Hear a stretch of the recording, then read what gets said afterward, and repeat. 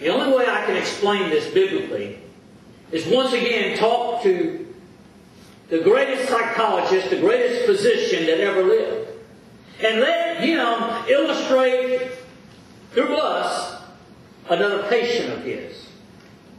Now, of course, the great physician and the great psychologist I'm talking about is Dr. Guy. And the patient this week is not Elijah, that was last week, but the patient this week is Moses. Moses, one of the most popular people in the Bible. Now I want you to notice what Moses' problem was. Look at verse 10. And if you notice the phrase, every man in the door of his tent. Does everybody see that? If you see that, say amen. Amen. Moses had a people problem. Moses was the leader of Israel. Now Moses went to their tents and went to their homes. And at the time, the people just complained. They are free from bondage. 430 years in captivity in Egypt. And now they're on a supposed to be 11 to 12 day journey to the promised land. And things ain't going exactly as smooth as they want to. And every time things don't go smooth, they start whining. They start complaining. They start saying, I wish we would go back to where we once was. And this, that, and the other. They complained about food. God sent manna, had plenty left over. And they said, that's not good enough. We don't want sirloin. We want a ribeye. We want a T-bone. We want choice cut. We want this. We want that. But if you notice that phrase, every man at his door of his tent.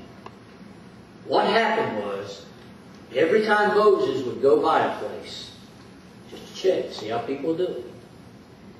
Every door, every tent that had a family in there, they would be whining, they would be weeping, they would be saying, oh, life's unfair. And the man at the tent, the head of the household, would be sitting there complaining at Moses, this ain't right, this ain't right, we're better off. Every tent he went to was just like that. And finally, Moses said, enough is enough, God, just kill me.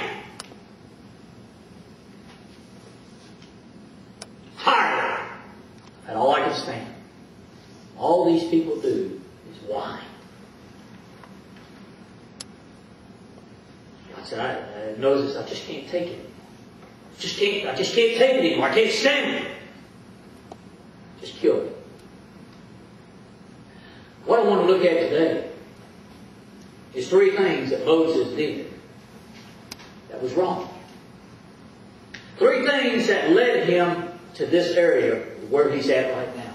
Three things that led to the depression of Moses, to where he said, God, just kill me, wipe me off the face of this earth. If you would, let's look at these together. Number one, Moses should have refrained from commenting until personal examination. Let me say that again. Moses should have refrained from commenting until personal examination. You know, if you ever run for political office, you better make sure you're pretty squeaky clean. Because I'm going to tell you that if you're running for office, your opponent is going to try to dig up every bit of dirt and smut they can about you. It doesn't matter if it happened in your childhood. It doesn't matter if it happened in your teenage years or in your 20s. You may be 60 running for political office. They're going to go through that 60 years and they're going to try to find some kind of dirt or some kind of thing that just don't smell, look, or act right that you've done. Notice verse number 11. Chapter 11, verse number 11. And Moses said unto the Lord, wherefore hast thou afflicted thy servant? Wherefore have I not found thy favor in thy sight, that thou layest the burden of all these people upon me? Now let me explain to you how Moses feels right now in good old Southern English. Moses is hot under the collar. Amen? He is hot under the collar. Now understand something. We know Moses as a great man. We know Moses as a fantastic leader. We know Moses as a compassionate man.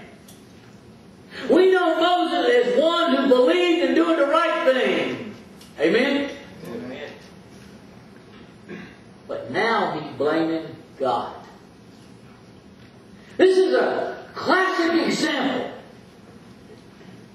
of something that I do periodically. Frequently.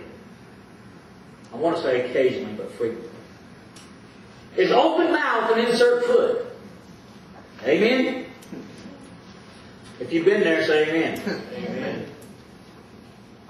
And this is exactly what Moses has done. Things weren't going well. Instead of Moses sitting back and saying, whoa, whoa, whoa, let me refrain from saying anything. Let me refrain from commenting until I do a personal examination. But in other words, I've got to admit the problem's mine. What's making me like this? I've got to analyze it, all like this. But instead, he just opens his mouth and he let it rip. And he says, I'll tell you one thing. God, you're the problem. You're the one that put me in charge of these people. You put this burden upon me. You did this to me. God is you. That's what verse 11 says. Kind of like when Adam and Eve sinned in the Garden of Eden. Being the man that Adam was, what did he do? The manly thing? He blamed God. Amen? And then he blamed his wife, and then he blamed God for giving him the wife. Right? I'm there to say, God, it's not me, it's you. Now all of a sudden, it's somebody else's fault because he's depressed. Now, hang on just a second. Because I can stand here and throw stones at Moses, and you can too, and say, how could he blame God? Let's stop and think now.